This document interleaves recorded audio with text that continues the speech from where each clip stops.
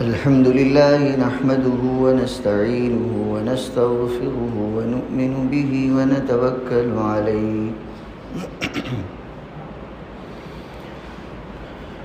ونعوذ بالله من شرور أنفسنا ومن سيئات أعمالنا من يهده الله فلا مضل له ومن يضلله فلا هادي له ونشهد أن لا إله إلا الله وحده لا شريك له ونشهد أن سيدنا ونبينا ومولانا محمدا عبده ورسوله أرسله إلى كافة الناس بشيرا ونذيرا وداعيا إلى الله بإذنه وسراجا منيرا صلى الله تعالى عليه وعلى آله وأصحابه وبارك وسلم تسليما كثيرا كثيرا أما بعد فأعوذ بالله من الشيطان الرجيم بسم الله الرحمن الرحيم ومن يعمل سوءا أو يظلم نفسه ثم يستغفر الله يجد الله غفورا رحيما وقال تعالى إن الله يحب التوابين ويحب المتطهرين وعن ابن عباس رضي الله تعالى عنهما قال قال رسول الله صلى الله تعالى عليه وسلم من لزم الاستغفار جعل الله له من كل ضيق مخرجا ومن كل ضيق مخرجا ورزقه الله من حيث لا يحتسب أو كما قال عليه الصلاة والسلام صدق الله العظيم وصدق رسوله النبي الكريم ونحن على ذلك من الشاهدين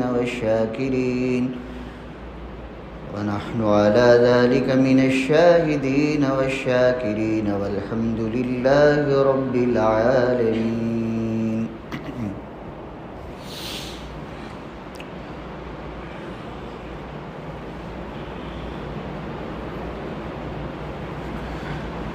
ماہ مبارک اب قریب آ چکا ہے. رجب کا بھی مہینہ تقریباً نصف بلکہ اس سے بھی کچھ زیادہ گزر چکا. اللہ کے رسول صلی اللہ تعالیٰ علیہ وسلم نے رجب کے مہینے ہی سے رمضان کے مہینے کی تیاری کی طرف رہبری کی اور اس کی ترغیب دلائی کہ ایک مومن اس کی تیاری کی طرف مشغول ہو جائے، متوجہ ہو جائے. چنانچہ رجب کا چاند دیکھ کر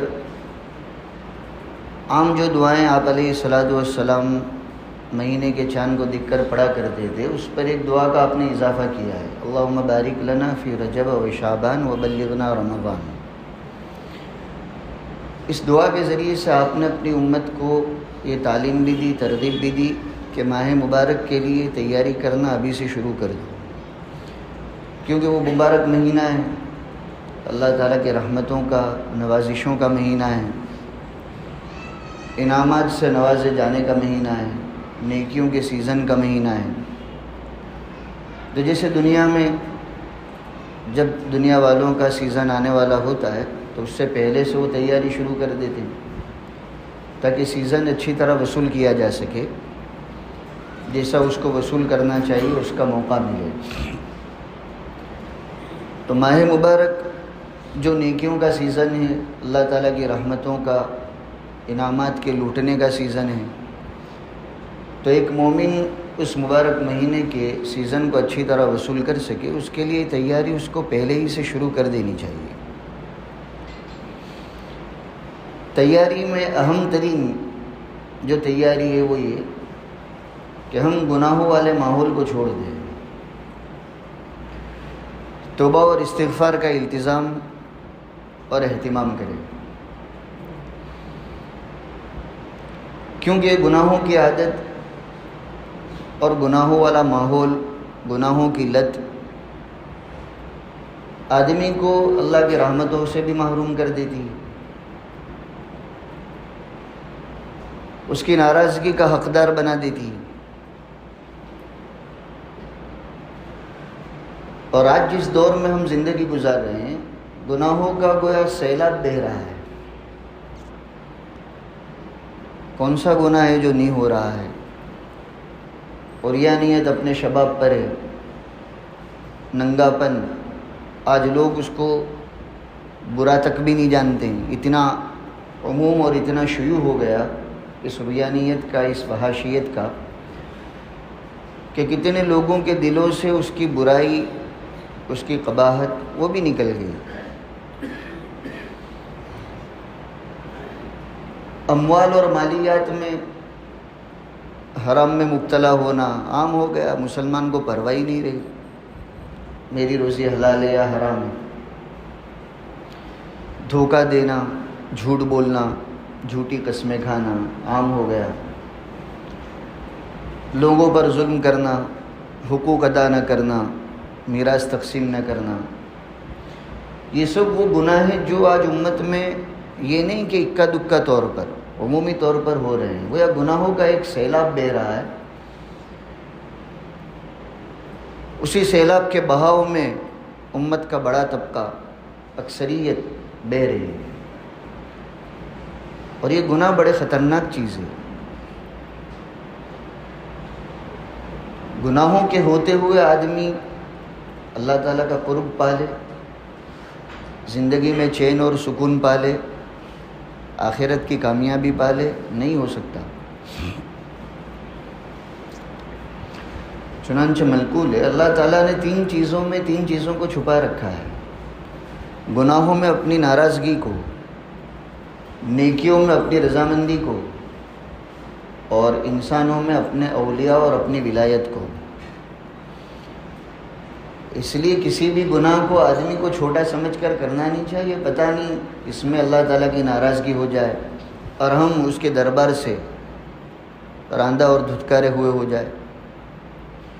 اور کوئی نیکی کا کام چھوٹا سمجھ کر آدمی کو چھوڑنا نہیں چاہیے، ہو سکتا ہے اللہ تعالیٰ کی رضا اسی کے ذریعے سے نصیب ہو جائے۔ اور اللہ کے کسی بھی بندے کو معمولی نہیں سمجھنا چاہیے، ہو سکتا ہے اس کے دل میں اللہ تعالیٰ کی ولایت کا تاج لگا ہوا ہو۔ تو جن گناہوں کا جو سیلاب ابھی بہہ رہا ہے، ہمیں اپنے آپ کو اس سیلاب سے بچانا ہے، ہمت کر کے بچانا ہے، دعاؤں کا اہتمام کر کے بچانا ہے، اچھے ماحول کو اختیار کر کے بچانا ہے۔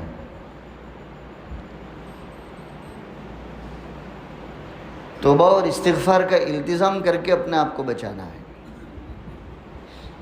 ہم ابھی سے اس کی تیاری کریں گے، اپنے آپ کو گناہوں سے بچائیں گے، توبہ اور استغفار کا اہتمام کریں گے، تو انشاءاللہ ماہ مبارک اس حالت میں شروع ہوگا کہ اس کی پہلی گھڑی سے اللہ تعالیٰ کی رحمتوں کو پانے والے، اس کے انعامات کو پانے والے ہم بن جائیں گے۔ اگر ہم نے تیاری نہیں کی اور اسی طرح ماہ مبارک آ بھی گیا، گزر بھی گیا، تو سوائے خسارے کے کچھ بھی نہیں۔ تو آج کی اس مجلس میں جو اصل بات پیش کرنی وہ یہی ہے کہ ہمیں اپنے آپ کو گناہوں والے ماحول سے ہٹانا ہے۔ گناہ کر کے بندہ اپنا ہی نقصان کرتا ہے، نعوذ باللہ، اللہ تعالیٰ کا کوئی نقصان نہیں۔ وہ ذات تو ایسی عظیم اور ایسی بلند ہے کہ پوری انسانیت مل کر اگر اس کی نافرمانی کر لے تب بھی اس کی بڑائی اور اس کی کبریائی میں کوئی فرق آنے والا نہیں ہے۔ وہ اپنی ذات کے اعتبار سے عظیم ہے، وہ بہت بڑا ہے، اپنی ذات میں بھی، اپنی صفات میں بھی، اپنے کمالات میں بھی۔ انسان اور بندے اس کی نافرمانی کر کے نعوذ باللہ اس کی شان میں کوئی کمی لاتے ہو، اور ان کی نافرمانی کے نتیجے میں اس کی شان میں کوئی نقص آتا ہو، ہرگز نہیں۔ ہم نافرمانی کر کے اپنا نقصان کر دیں اور ہم اس کی اطاعت اور فرما برداری کر کے ہم اپنا بھلا کر دیں، دنیا کا بھی اور آخرت کا بھی۔ تو ہمیں ان گناہوں والے ماحول سے اپنے آپ کو نکالنا ہے، فحاشیت سے نکالنا ہے۔ یہ موبائل جس نے اچھوں کو گناہوں کے دلدل میں پھنسا دیا، فحاشیت کا خوگر بنا دیا، وہ تو یوں سمجھ رہا ہے کہ میرے اس گناہ سے کون واقف ہے، تنہا ہوں، کمرے میں اکیلا ہوں، دکان پر اکیلا ہوں، اپنی اس مجلس میں اکیلا ہوں، جو چاہے دیکھ لو، اور دیکھنے والے دیکھ رہے ہیں۔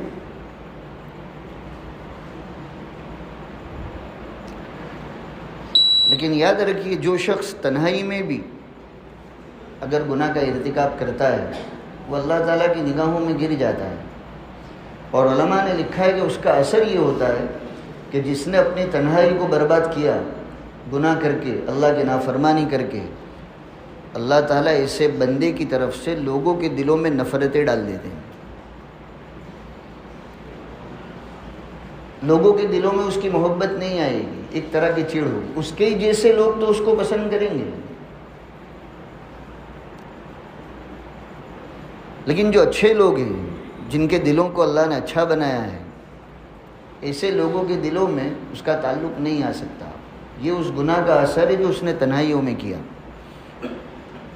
تو گناہوں والے ماحول سے ہمیں اپنے آپ کو بچانا ہے، ہمت سے کام لینا ہے، اور توبہ اور استغفار کا اہتمام کرنا ہے۔ میں نے جو روایت ابھی خطبے میں پڑھی، حضرت عبداللہ ابن عباس رضی اللہ تعالیٰ عنہما، جلیل القدر صحابی، انہوں نے نبی اکرم صلی اللہ تعالیٰ علیہ وسلم کا یہ ارشاد نقل کیا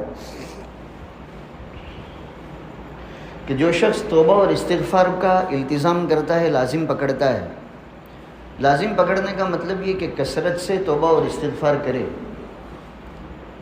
تو اللہ تعالیٰ ہر تنگی سے اس کے لیے راستہ نکال دیتا ہے۔ آدمی بہت ساری تنگیوں میں گرفتار ہوتا ہے، کبھی رزق کی تنگی، کبھی گھریلو حالات کی تنگی، کبھی اپنی صحت کے معاملے میں تنگی، بہت سی تنگیاں ہیں۔ گناہوں کے نتیجے میں اللہ تعالیٰ جس کو چاہے، جس طرح چاہے، اس تنگی میں مبتلا کر دے۔ تو حضور فرماتے اگر توبہ اور استغفار کا التزام کیا، اس کو لازم پکڑا، اللہ تعالیٰ ان تنگیوں سے راستہ نکال دیں گے، کوئی شکل بن جائے گی اس تنگی سے نکلنے کی۔ اور جس غم میں مبتلا ہوگا، اللہ تعالیٰ اس کے لیے کشادگی کر دیں گے، اس غم کو دور کر دیں گے۔ اور تیسری بات نبی اکرم صلی اللہ تعالیٰ علیہ وسلم نے فرمائی کہ اس کو ایسی جگہ سے روزی دیں گے جہاں سے اس کو گمان بھی نہیں ہوگا۔ تو توبہ اور استغفار کا ہمیں التزام کرنا ہے، اس کو لازم پکڑنا ہے، اللہ تعالیٰ سے معافی مانگنے کا، اپنے گناہوں پر پچھتانے کا، اور ہو سکے تو آنسو بہانے کا، اس لیے کہ اللہ تعالیٰ کے سامنے عاجزی کرنا، گناہوں سے معافی مانگنا، رونا اور گڑ گڑانا اللہ تعالیٰ کو بہت پسند ہے۔ ایک آنسو جو ندامت کے ساتھ نکلا ہو، زندگی بھر کے گناہوں کو دھو دیتا ہے۔ نبی اکرم صلی اللہ تعالیٰ علیہ وسلم نے اللہ تعالیٰ کے سامنے رونے کی بڑی فضیلت بیان فرمائی ہے۔ آج انسان اپنے دنیاوی حالات سے تو رو رہا ہے۔ ہمارے اکابر میں حضرت مفتی شفیع صاحب رحمۃ اللہ علیہ بھی قریب ہی میں گزرے ہیں، جن کی تفسیر معارف القرآن بہت مشہور ہے۔ حضرت فرماتے ہیں کہ جس ذات کے سامنے رونا چاہیے، جب مسلمان نے اور امت نے اس ذات کے سامنے رونا چھوڑ دیا، تو پھر اللہ تعالیٰ دوسری جگہ اس کو رلا رہا ہے۔ آج مسلمان بیماریوں کے نتیجے میں رو رہا ہے، خود کی بیماری کی وجہ سے رو رہا ہے، بیوی بچوں کے، گھر کے رشتہ داروں اور متعلقین کی بیماری کی وجہ سے رو رہا ہے، روزی کے معاملے میں رو رہا ہے، حکومت کے قوانین اور حکومت کے ظلم و ستم کے نتیجے میں رو رہا ہے۔ تو جہاں رونا چاہیے جب نہیں روئے گا تو دوسری جگہ پر اللہ رلائے گا۔ تو ہمیں رونا ہے اللہ کے سامنے، اپنے گناہوں پر، اپنی نافرمانیوں پر، کہ اللہ تو تو بہت بڑا ہے، تیری ذات بہت بڑی ہے، تو نے بے شمار انعامات سے نوازا، لیکن میں نے تیری نعمتوں کی کوئی قدر نہیں کی۔ تو نے جن کاموں کا حکم دیا میں نے اس کو پورا نہیں کیا، جن کاموں سے تو نے منع کیا میں نے اس کا ارتکاب بہت کیا۔ آدمی اس جذبے کے ساتھ، پچھتاوے کے ساتھ اللہ تعالیٰ کے سامنے روئے، یہ رونا اللہ کو بہت پسند ہے۔ مشکات شریف میں یہ روایت آپ علیہ الصلوۃ والسلام فرماتے ہیں جس خوش نصیب بندے مومن کو اللہ تعالیٰ نے اپنے سامنے اپنے خوف سے رونے کی سعادت نصیب فرما دی، اور یہ نہیں کہ وہ زارو قطار رو رہا ہے، بلکہ رونے کا ایک قطرہ، آنسو کا ایک قطرہ اگر اس کے آنکھ سے نکل آیا اور اس کے چہرے پر بہہ گیا تو نبی اکرم صلی اللہ تعالیٰ علیہ وسلم فرماتے ہیں اللہ تعالیٰ اس کے چہرے کو جہنم کی آگ پر حرام کر دیں گے۔ ایسا شخص جہنم میں نہیں جا سکتا جو اللہ کے خوف کے نتیجے میں اللہ تعالیٰ کے سامنے رویا ہو۔ تو ہمیں یہ نعمت کو اختیار کرنا ہے۔ آج کون ہے جو یوں کہہ سکے کہ مجھ سے گناہ نہیں ہوتے؟ سوچیں گے تو پوری فہرست نظر آئے گی، صبح سے لے کر شام تک پتہ نہیں 10 20 نہیں سینکڑوں گناہ ہم سے سرزد ہوتے ہیں۔ لیکن اگر یہ جائزہ لے کہ ان گناہوں کے نتیجے میں ہم نے کتنا پچھتاوا ظاہر کیا، اللہ تعالیٰ کے سامنے کتنی معافی مانگی، کتنے آنسو بہائے، تو جواب نفی میں آئے گا، کچھ بھی نہیں۔ تو اس کا اہتمام کرنا ہے، اللہ تعالیٰ کے سامنے رو رو کر اپنے گناہوں کی معافی مانگنی ہے۔ اب جو ذات اس رونے کے نتیجے میں چہرے کو جہنم پر حرام کر دے گا تو باقی جسم کو کیا حرام نہیں کرے گا؟ اس لیے ہمارے اکابر جو گناہوں سے تو بہت بچتے تھے لیکن اس کے باوجود اللہ تعالیٰ کے سامنے رونے کا بڑا اہتمام کرتے تھے۔ حضرت مولانا عبدالغنی شاہ صاحب پھولپوری رحمۃ اللہ علیہ، ان کے حالات میں لکھا ہے اللہ تعالیٰ کے سامنے خوب رونے کا اہتمام کرتے تھے، اور جب آنسو نکلتا تھا تو اس کو پورے چہرے پر ملتے تھے، اور کہتے تھے کہ ہم نے ہمارے بڑے حضرت حکیم الامت تھانوی رحمۃ اللہ علیہ کو بھی اسی طرح دیکھا کہ جب آنسو نکلتا تھا تو پورے چہرے پر ملتے تھے۔ پوچھا جاتا تھا کہ اس کی کیا وجہ؟ کہا نبی اکرم صلی اللہ تعالیٰ علیہ وسلم کا ارشاد ہے کہ اللہ کے خوف سے اللہ کے سامنے جو آنسو کا قطرہ نکلا ہو، چہرے کے جس حصے پر گرا ہو، اللہ تعالیٰ اس حصے کو جہنم پر حرام کر دیں گے۔ خود صحابہ میں ایک صحابی سے منقول ہے کہ جب آنسو نکلتا تھا تو وہ اپنے چہرے پر مل لیتے تھے، اور یہی کہتے تھے کہ نبی اکرم صلی اللہ تعالیٰ علیہ وسلم نے فرمایا ہے کہ جس چہرے پر اللہ کی خوف سے اور اس کے سامنے نکلا ہوا آنسو لگا ہو، ایسا چہرہ جہنم میں نہیں جائے گا۔ حضرت تھانوی رحمۃ اللہ علیہ نے ایک سوال یہاں قائم کیا ہے کہ جہنم میں چہرہ نہیں جائے گا تو باقی جسم کا کیا؟ حضرت نے ایک قصے سے اس کا جواب دیا ہے، یہی قصہ سنا کر بات ختم کرنی ہے۔ عالمگیر رحمۃ اللہ علیہ کے زمانے میں جو مغلیہ سلطنت کے بادشاہوں میں سے ایک بادشاہ گزرے، عدل و انصاف ان کا عام تھا، حتیٰ کہ غیر مسلموں تک کے ساتھ انہوں نے انصاف سے کام لیا ہے۔ تو آپ ہی کی حکومت میں ایک چھوٹا سا علاقہ تھا جو ایک غیر مسلم راجا کی ماتحتی میں تھا، اس کا انتقال ہو گیا اس راجا کا، تو اس زمانے میں دستور کے مطابق اس کا جو بیٹا ہو وہ جانشین بنے گا، لیکن اس کا جو بیٹا تھا وہ نوعمر لڑکا تھا، تو راجا کے جو بھائی لوگ تھے ان کی نیت بگڑی کہ اس علاقے پر ہم قبضہ کر لیں۔ راجا جو مر چکا تھا اس کے وزیر نمک حلال تھے، انہوں نے کہا کہ ہم نے جس بادشاہ کا نمک کھایا ہے دستور کے مطابق اس کا بیٹا راجا بننا چاہیے، اگر ہم نے رہبری نہیں کی تو یہ چچا لوگ قابض ہو جائیں گے اور یہ اپنے حق سے محروم رہے گا۔ چنانچہ وہ 2-3 وزیروں نے مل کر تدبیر یہ کی کہ وہ لڑکے کو تیار کیا کہ ہم تجھے عالمگیر کے پاس لے جاتے ہیں، وہ انصاف پسند بادشاہ ہے، ظلم کو چلنے نہیں دیتے، ہم تجھے ان کے سامنے لے جاتے ہیں، اگر وہ تجھ میں بادشاہت کی لیاقت دیکھیں گے تو تیرا حق تجھے دلوائیں گے۔ چنانچہ وہ اپنے علاقے سے عالمگیر رحمۃ اللہ علیہ کے پاس لے جانے کے لیے نکلے۔ اب راستے میں اس کو سمجھا رہے ہیں، دیکھو اگر بادشاہ یوں پوچھے تو یوں جواب دینا، عالمگیر یوں پوچھے تو یوں جواب دینا، کئی چیزیں جب سمجھا چکے، عالمگیر رحمۃ اللہ علیہ کا علاقہ بھی جب قریب آ گیا تو وہ لڑکا پوچھنے لگا کہ اگر ان سوالوں کے علاوہ عالمگیر نے سوال کر لیا تو کیا جواب دوں گا؟ تو وزیر کہنے لگے بھائی یہ تو مور کا انڈا ہے، چترنے کی ضرورت نہیں ہے، خود ہی بہت قابل نظر آتا ہے۔ خیر عالمگیر کے پاس جب پہنچے تو وہ حوض میں غسل فرما رہے تھے، ان وزیروں نے پیش کیا کہ حضرت یہ لڑکا ہے، اس کے باپ کا انتقال ہو گیا، اور اب دستور کے مطابق یہ بادشاہ ہونا چاہیے، راجہ ہونا چاہیے اس علاقے کا، لیکن اس کے چچا لوگوں کی طرف سے ظلم کا اندیشہ ہے، تو آپ مدد کیجیے۔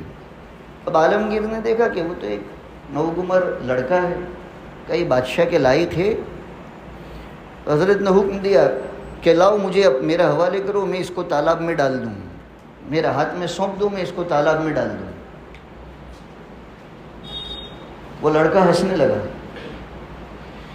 عالمگیر بھی متحیر ہو گئے کہ یہ لڑکا جس کو تالاب میں ڈالنے کا حکم دیا جا رہا ہے، اس حکم پر بجائے ڈرنے کے، بجائے رونے کے، یہ تو ہنس رہا ہے۔ کہا جب تجھے اتنی بھی سمجھ نہیں ہے کہ تالاب میں ڈالے جانے کے حکم پر بجائے افسوس کرنے کے تو ہنس رہا ہے، تو بادشاہت کیسے کرے گا؟ وہ لڑکا واقعی میں بڑا قابل تھا۔ اس نے کہا بادشاہ سلامت، آپ پوچھیے تو صحیح کہ میں کیوں ہنس رہا ہوں۔